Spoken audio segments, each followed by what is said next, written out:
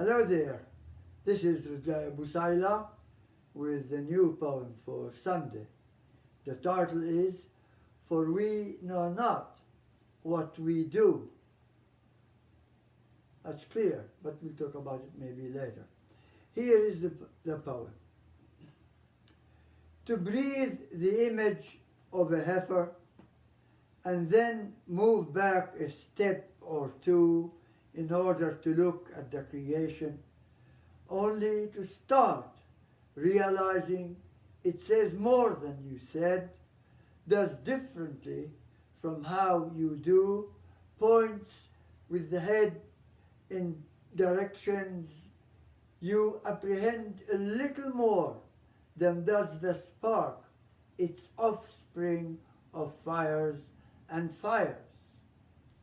It furthers carries in the eyes shapings of that far away which float only into the ken of the Olympian bull, whom the child once surprised dozing, leapt thoughtlessly on his back, took him by the golden horns, and blew the shock of ignition. It bellowed the earth out of breath. It dazzled the sky's eyes. I don't like to explain my poems. I really don't, but I don't know. Okay. There are a few points I would like to mention here in case. The title itself, For We Know Not What We Do, is of course Christ. These are Christ's words. However, there is some irony here because Christ's passion ends optimistically. There is the ascension and there is the salvation of mankind. But here, I think the poem does not end optimistically. Okay. The poem is based on a Greek myth. Europa was a mythical princess, and she was desired by Zeus. Zeus, as we said before, I think, didn't leave a beautiful human woman without going after her, like some people do today. We have a character who does that. Anyway, so Europa was beautiful, and Zeus fell in love with her, or in lust with her, whatever, call it what you want. So he went after her. He was very smart at taking shapes, changing his shape and his picture and his character and all that. He concealed himself when he changed his shape. So he goes to Europa in the form of a bull, really, and he kidnaps her, takes her, and rapes her.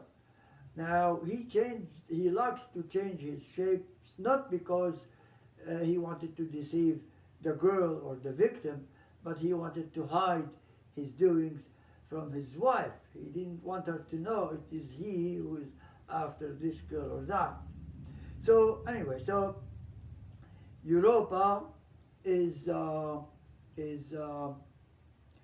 kidnapped and raped, and she has offspring, and the offspring has another offspring, and so on. And we have modern Europe, and the result, of course, is modern Europe, if you like, a very sad result. After all, Zeus committed violence, the rape, and ever since we've had violence, right? We've been having violence all along. Okay, now, of course, there is a great poem by Yeats, William Butler Yeats, Leda and the Swan. Again, Zeus went after Leda in the shape of a swan, and he lured her and raped her. And we had the same problem.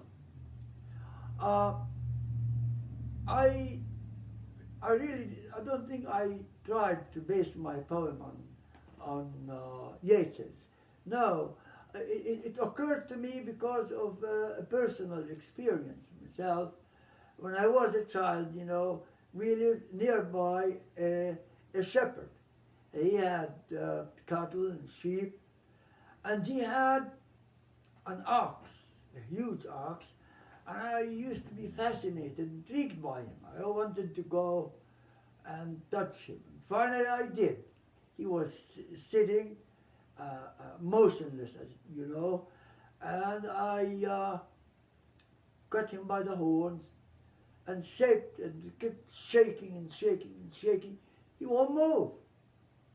So I don't know what happened to me. I just jumped on his back, and lo and behold, as soon as I did so, he jumped on his feet and threw me down. And I was lucky.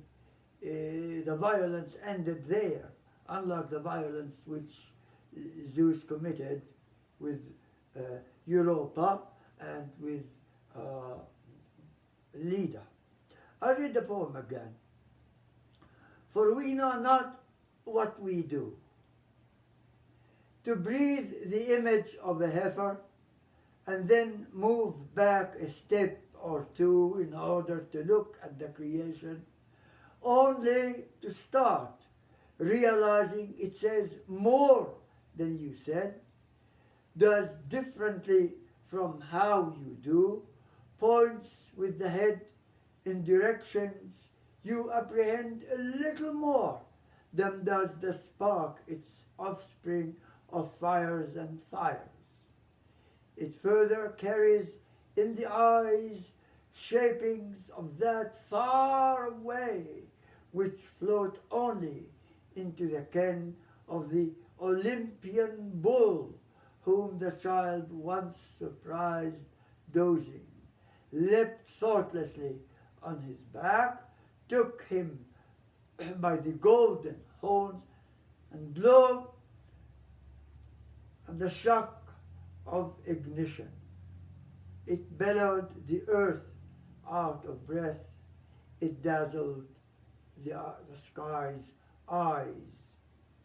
You know, ever since this violence began, we've been having violence.